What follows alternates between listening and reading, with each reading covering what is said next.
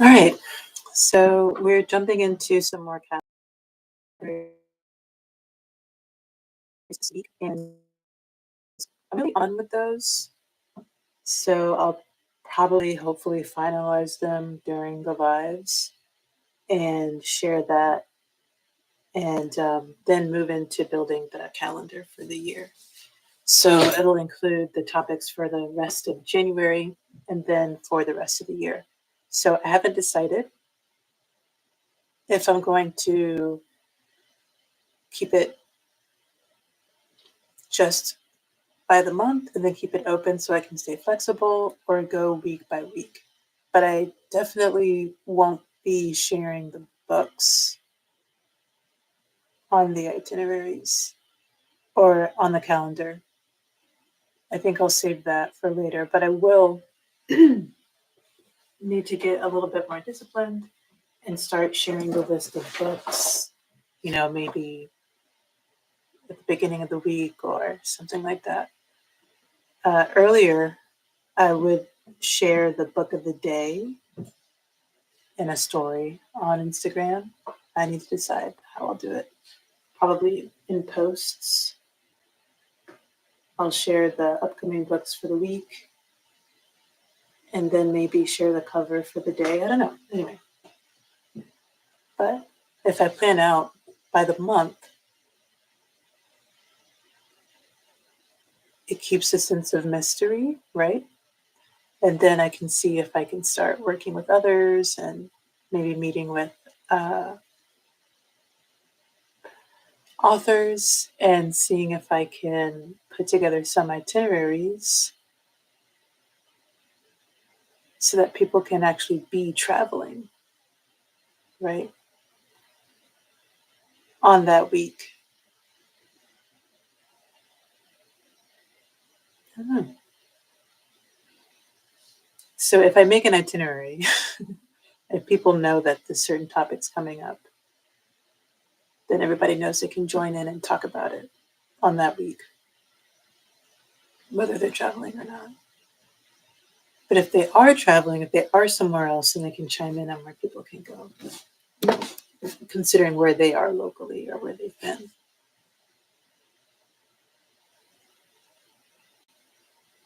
Yeah. And I'm also thinking about doing a loud theme, an annual loud theme. Like, what does the acronym LOUD mean? Reaching out loud. What does it mean? And I wrote something down for a possible 2025 loud theme. So that loud really means something when I say, keep it loud. So yeah, so that's our little intro for today, for this week. And let's go check out the library. And I am listening to something while I'm doing this on my phone. All right. Here's the library. I just posted the events in the space for tables. And I guess I'll just go over the naming a little bit for today. Pagesdale's Itinerary, a library. It's called an itinerary library because it's all based on books, right? Each itinerary should be attached to a book. But you should be able to browse the space, just like you would your typical library. There are bookshelves that you can go to. Then there are study rooms. Okay, just like you could go in and rent a study room or go into a study room, a private room. It's kind of this concept here in study rooms. And then there are open tables where you can kind of go, and of course you're supposed to be quiet in the library. But if you go and sit down at a table, there's a possibility you might spark up some kind of a hello or conversation. And so that's where this is supposed to happen, at the tables. And then if you go a little bit further down, this is where you have Page Us for assistance. And this is where you should be able to find, like you would find a librarian if you go to the library. But here we'll have travel agents that you can connect with, ideally. Instructional designers, okay? And I really mean instructional designers. I don't mean teachers, okay?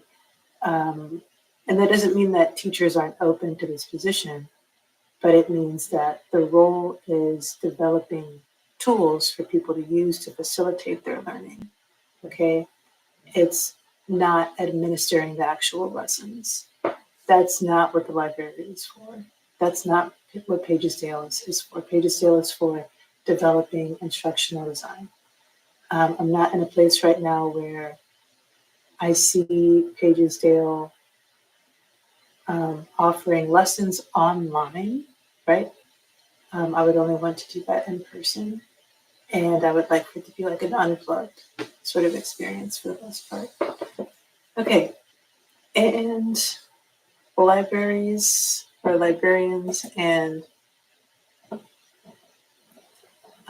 literateurs. So this is different. The librarians are those who are more familiar with books. Actual librarians, yes, but not necessarily. And then writers. I just wanted to do an alliteration. So I have L and L, but literateurs, they're writers. Okay. And I would love to offer work for writers, like really well paying, interesting, consistent, just all enthralling work for writers. And writers could write books for itineraries, right? So let's say that you have a travel company, and I might be talking about it a little bit too much, but if you have a travel itinerary or a travel company and they'd like to get a little bit more interest going for their itinerary and they want to collaborate with pagesdale, then we could write a short story or a book or a poem or something like that for the itinerary that already exists. Okay. And I think that's very cool. But then also there's just writing in general. Okay. Writing in general that is culturally and geographically aware and also writing for community museums. So if you need someone to kind of help you with writing whatever you might need for events or for exhibits, right? If you just like a writer, you could add a little bit more flair, then you can reach out. And that's the idea for that. It's really just connecting with those who love language. Okay. And writers, I would have to meet the writers and figure out what their interests are to kind of let you know what our more specific offers are. But that's the big idea behind that. And long form or short form writing, you know, if you have an itinerary you want a book written for, maybe you can find someone who can write a novel for you. Okay. Be really cool.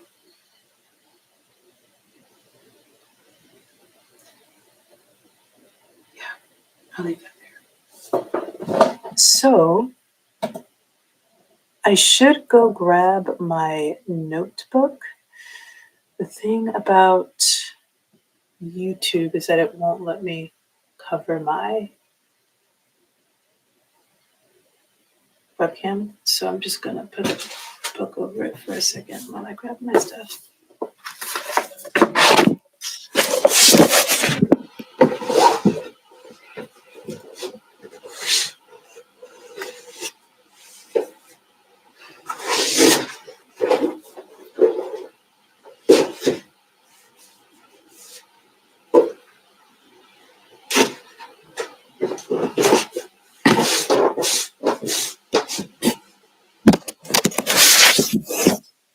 All right.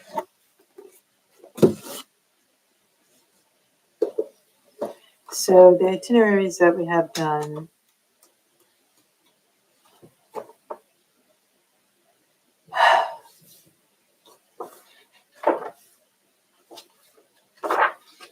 They're here somewhere.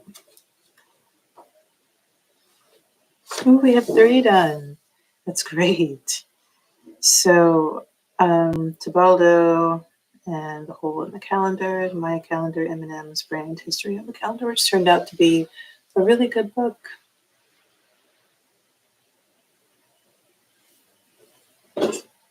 So we have 2 more.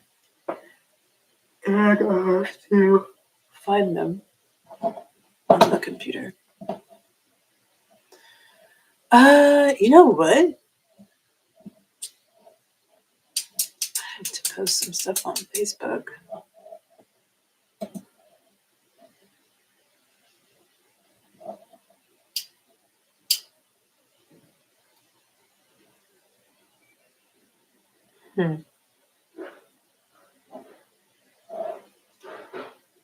Did I do it again? I didn't share my screen, did I?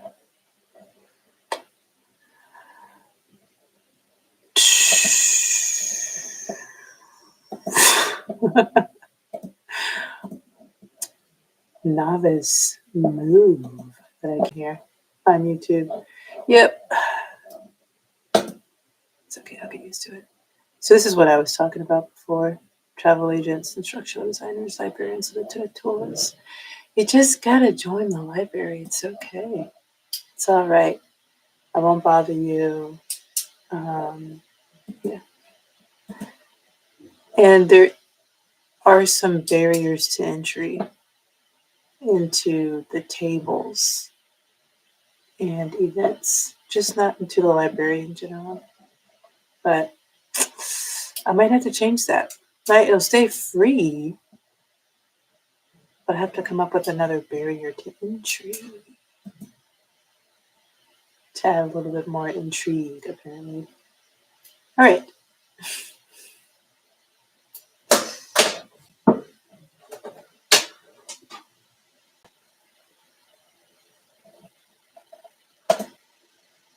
It's getting really exciting.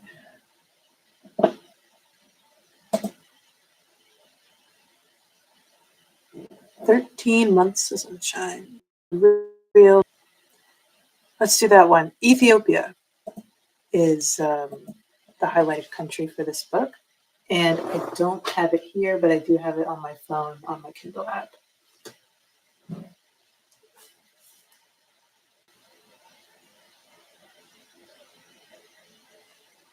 Yeah, I'm not the best at sharing the links to come to my lives. Perhaps.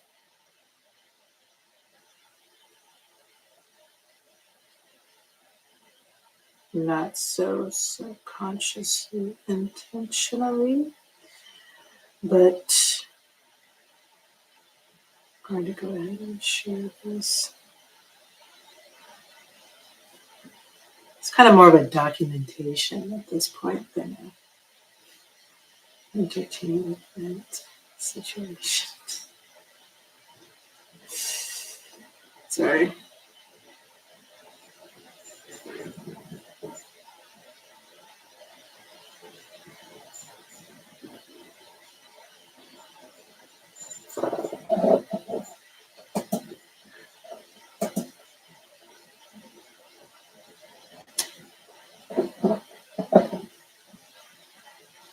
So, low energy. Right. Couldn't remember if it has ampersand sign here or not. So let's check on that. Okay.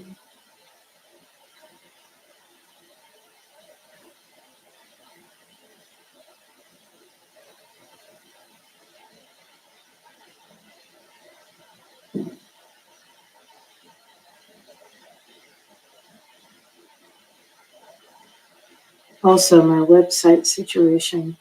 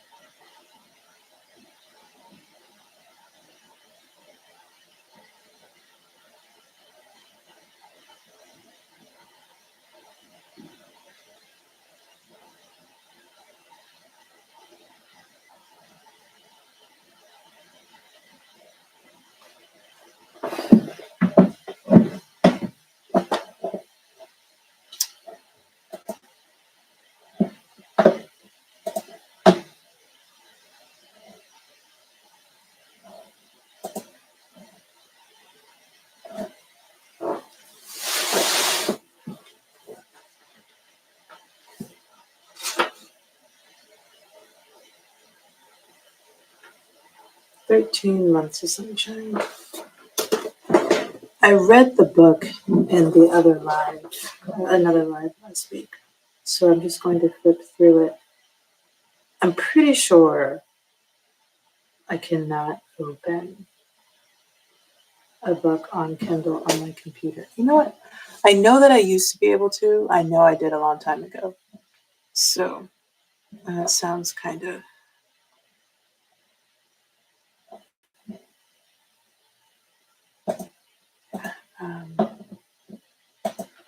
odd, but I know at that time I had a Mac.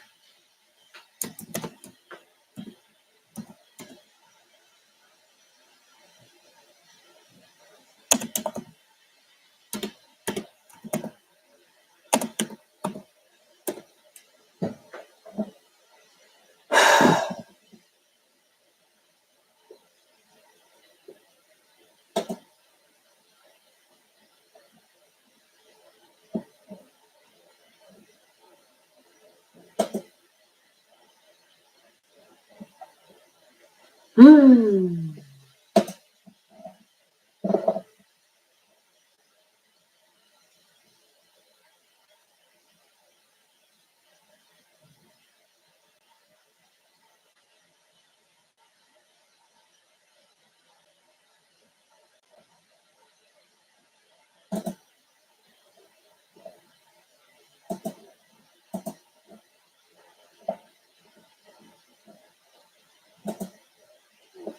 Okay.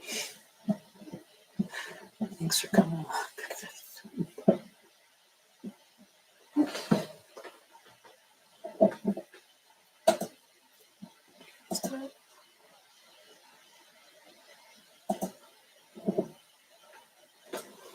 Okay.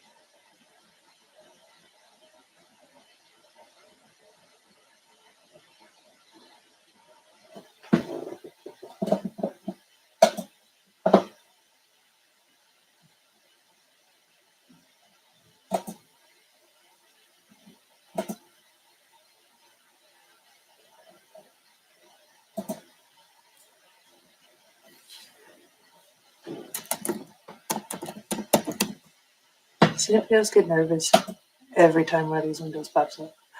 All right.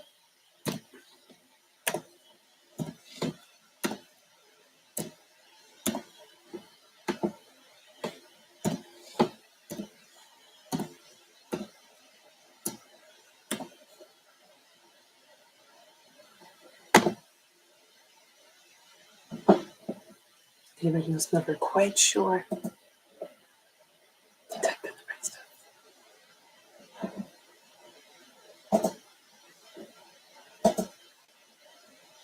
What's going on?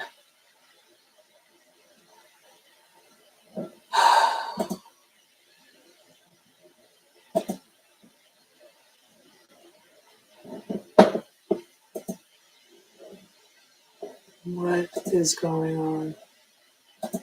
I don't know what happened. Apparently, because I'm not in Spain, it didn't work.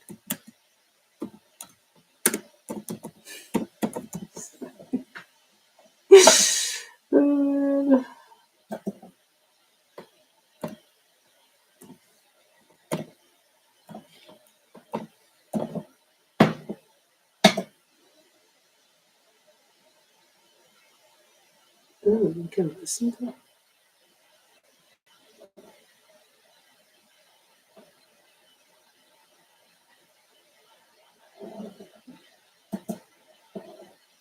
Okay, it says, looking for something, sorry, the web address that you have specified is not an active page of this site. Go to the page, the start of Amazon, the home page.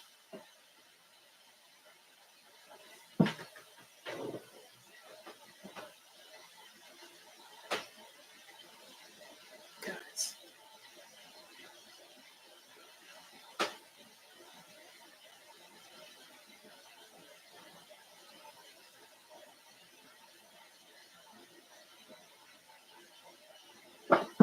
I'm not sure if this is like just the bilingual situation. I know I'm not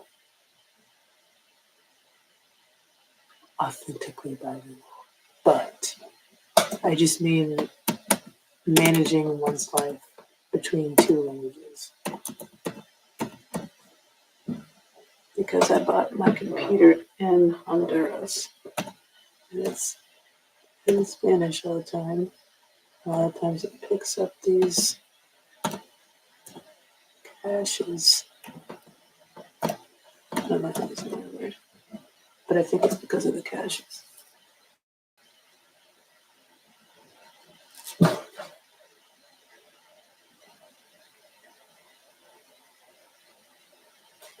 Now I have to go look at the cache. Well, all right, we tried. We tried.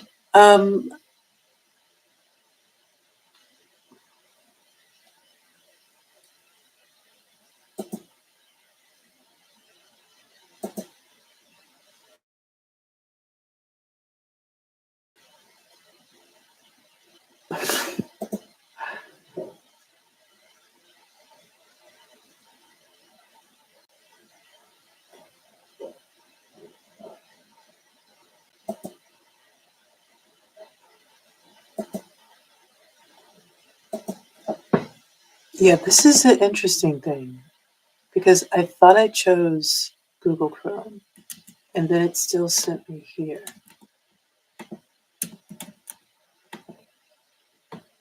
I could use that account, but I don't want to. I should stop sharing my screen for this part of the deal. Well, let's set this up in my free time.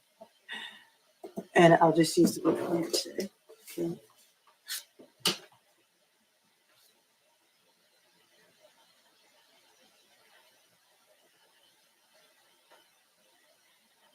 I do still consider this to be my free time. Okay, this is a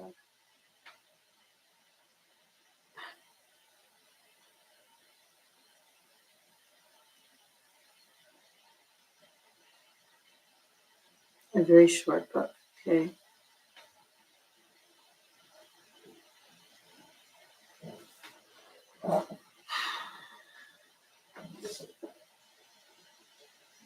So we're going to Ethiopia, somewhere in Ethiopia. And we're talking about the rainy season. We talked about the initial education and teachers and chickens. It's about the New Year festivities. Ethiopia's own nation, East Africa, with its own calendar.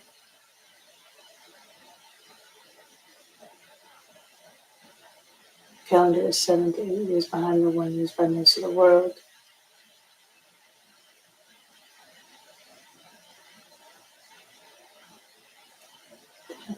Does exist.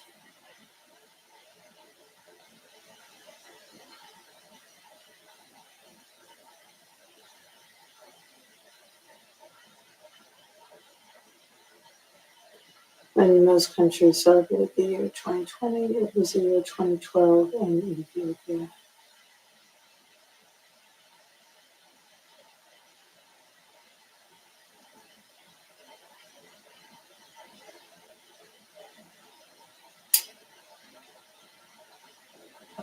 I love this. It just love it. Oh, man.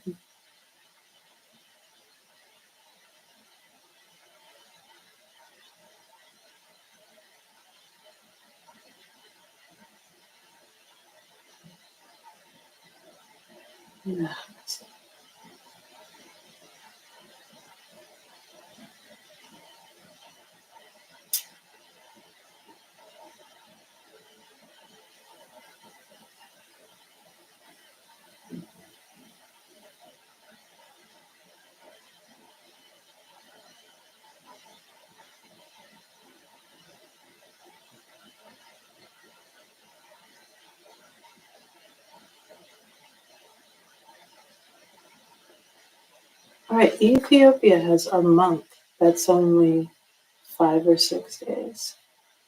All of the other months are all 30 days.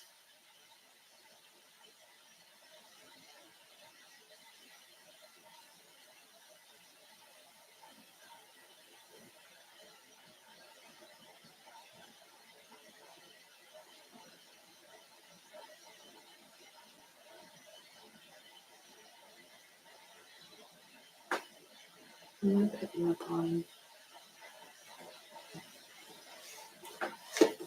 any specific activities.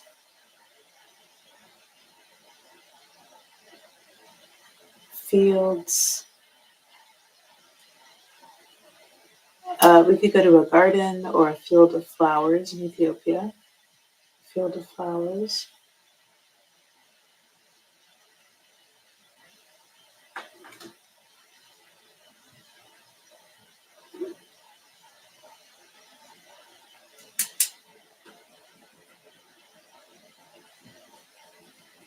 Okay, there's the flute. We have flowers and flutes.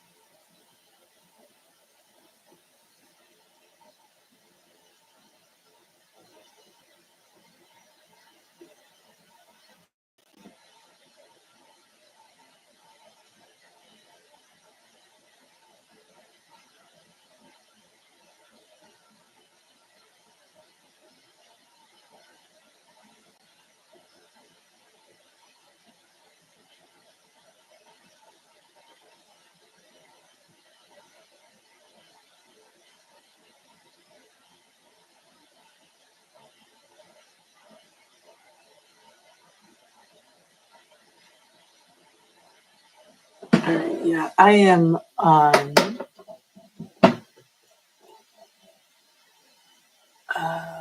very low setting today. This one, all right, we're looking for a field of flowers in Ethiopia.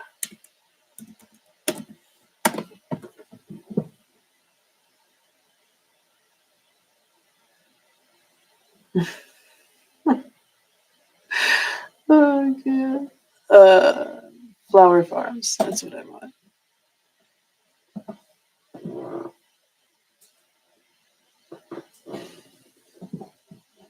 Flower farms in Ethiopia.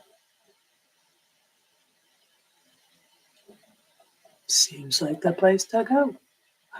Addis Ababa, Addis Ababa. They're all in Addis Ababa.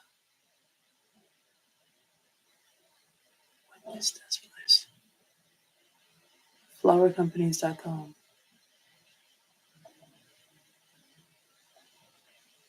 Flower growers industry in Ethiopia. Like the Netherlands have the tulip field. In Eastern Africa, there are rose fields. Nowadays in Ethiopia, flowers are cultivated by about 100 different companies, 60 of which are either run by foreigners or cooperated with local businessmen. The territory where all the Ethiopian flowers are produced has over 1,700 hectares.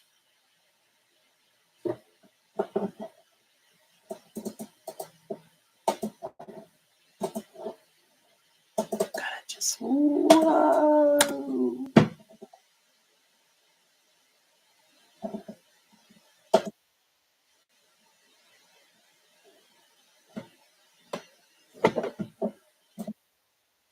Wow, I love these headphones. But I'm going to disconnect them since we're sharing.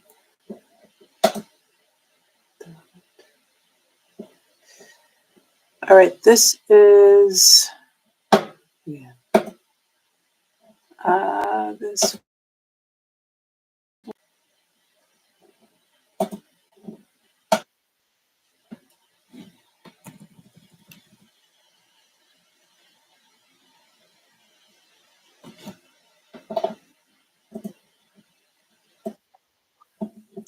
Okay, here we go. However, this is just for now. In Ethiopia, it is expected that floriculture business will not stop developing, and that there will appear new flower growers when existing ones will expand. Ethiopians believe that land where flowers are produced will expand on about 300 hectares, and what, of course, will have its influence on country's economics. It is expected that the total income of floriculture will reach the number of $550 million just in the closest 5 years. Every year, Ethiopian flower farms produce more than 2.1 billion stems of flowers, or more than 130 tons. Between the plants cultivated in this country, the most popular are roses, gypsophila, hypericum, lemonium, carnations, and chrysanthemums. It is interesting to mention that roses still are the most favored ones. As a matter of fact, 60 companies in Ethiopia which grow in flowers are engaged in cultivating the queen of flowers. One of the reasons, of course, are the perfect climate conditions with long sunny day. Why is this so important? The closer flowers grow to equator, the more sun it receives. And as a result, the bigger it grows and the longer its period of its blooming. This is what I like about reading things that have been translated, right? And I don't think this was translated by a bot. Now, why would I say that? I would say that because, and I know this is not the best reason because, um, but it's just the phrasal. It's the translations that are happening on the phrasal level.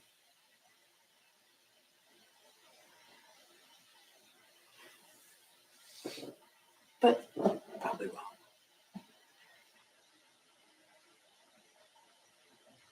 The other thing that is important when we talk about the fresh cut flower industry in Ethiopia is the way they are kept after being cut.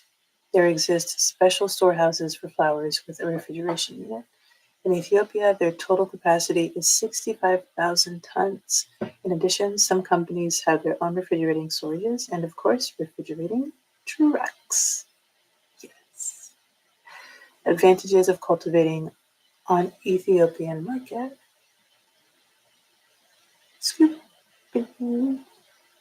The optimum height for flower cultivation is from 1,500 till 2,300 meters above sea level. Luckily, Ethiopia has a wide range of height on the land, from 126 meters below sea level up to 4,620 meters above sea level. A significant part of the territory of Ethiopia lies within this height range. Besides, the best temperature for flower growing is between 10 and 30 degrees Celsius.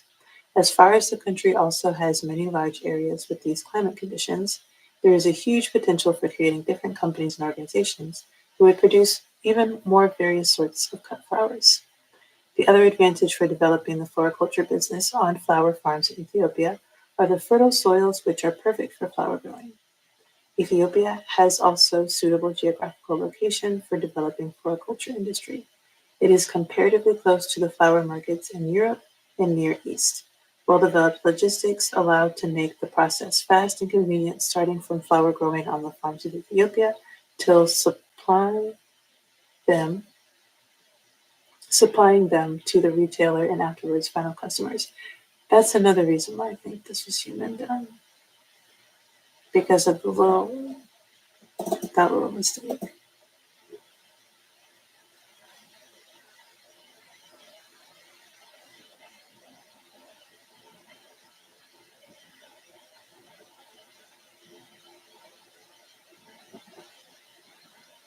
To the retailer and afterwards final customers. In Ethiopia, the costs spent on producing transportation and workforce are less than in many other African countries, and moreover, much less than in European ones. And the quality of cut flowers is really high. This is one of the reasons why Ethiopian flower business is that attractive for foreign investor, and consequently why floriculture is the country in this country develops with such fast and growth.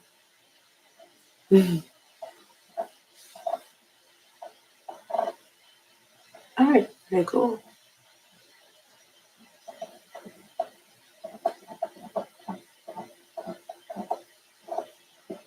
And let's check out these growers.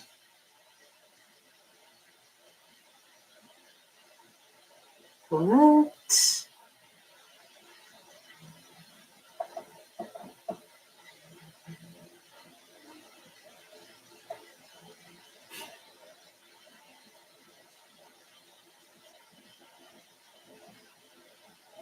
Was not expecting this.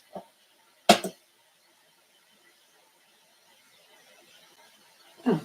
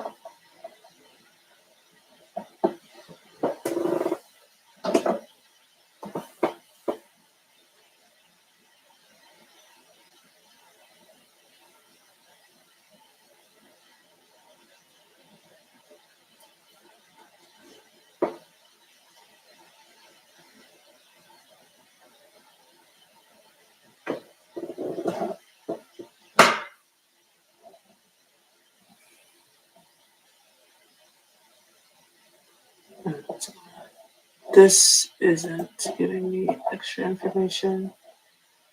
Well, all right, now we know flowers. There's a good market for flowers in Ethiopia. Okay. Get your investments. Okay. Get That stop while it's low.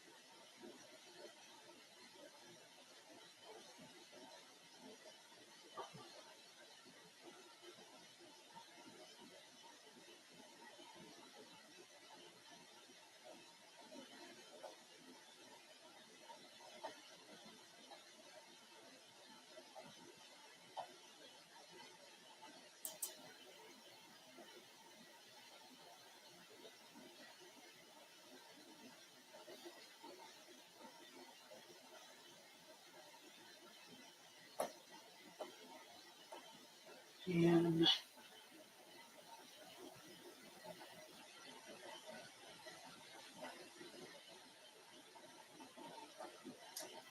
I'm just looking for a touristy place to go.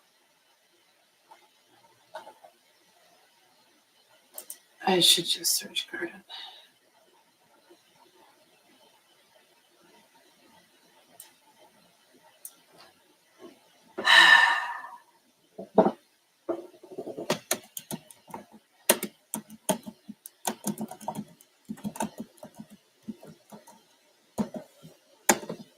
Wednesday.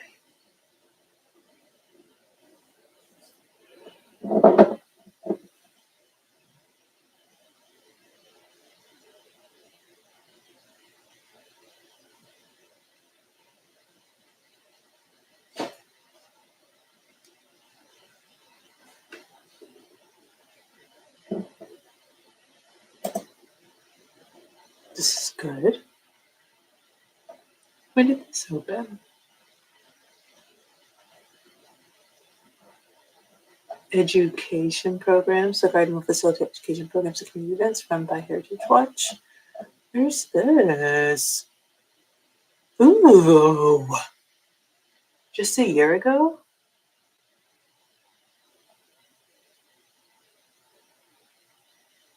Oh no, this is on December 4th, 2023. The Sagrada Garden, a testament Addis Ababa University's rich heritage and vibrant spirit, held its soft opening. The event began with a ribbon cutting ceremony, a symbolic act that marked that Heritage Watch Association of Ethiopia had reached a tangible milestone in this project.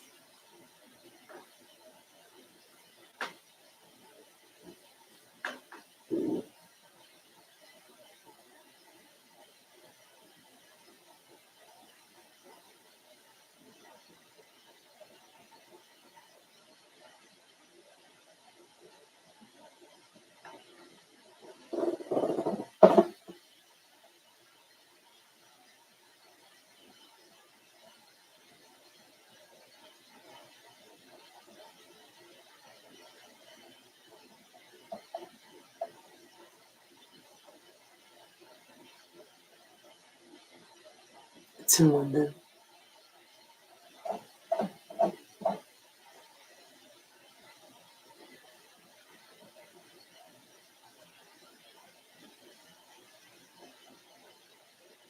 Oh, Heritage Watch Ethiopia. But it's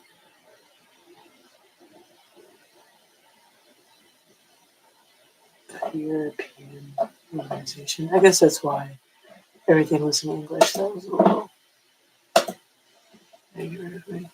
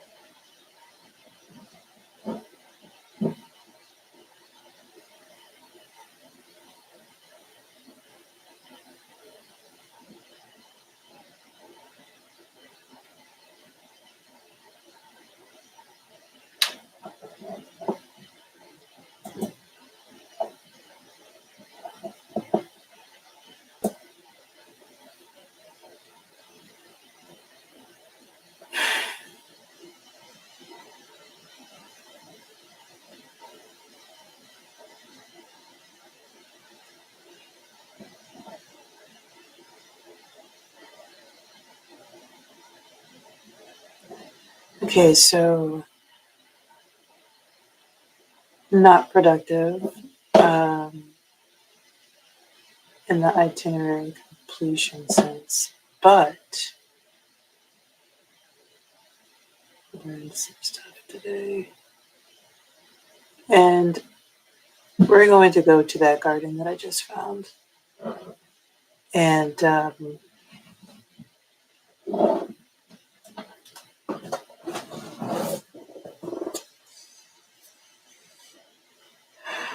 right, travel.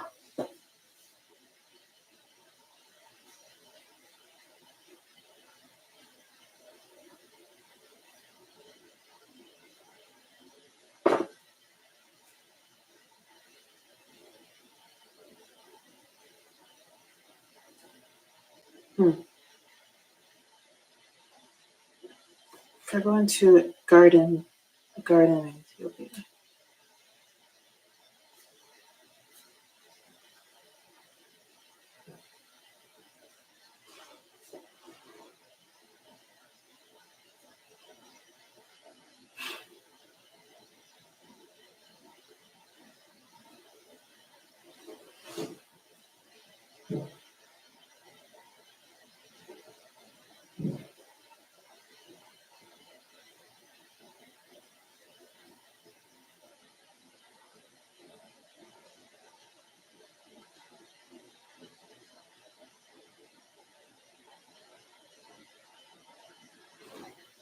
We could do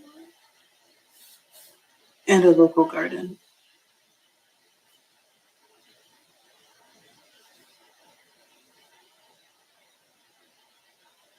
Sparing to calendars.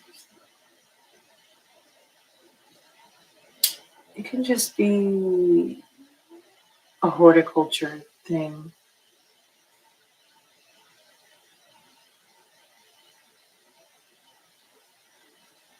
And then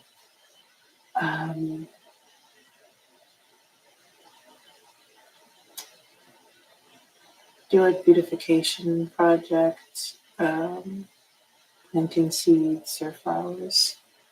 Plant seeds or flowers for a beautification project.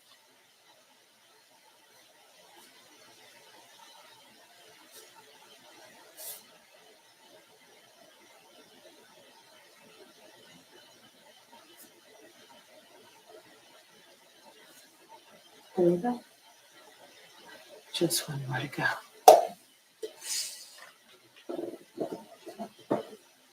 And until next reach out, keep it loud.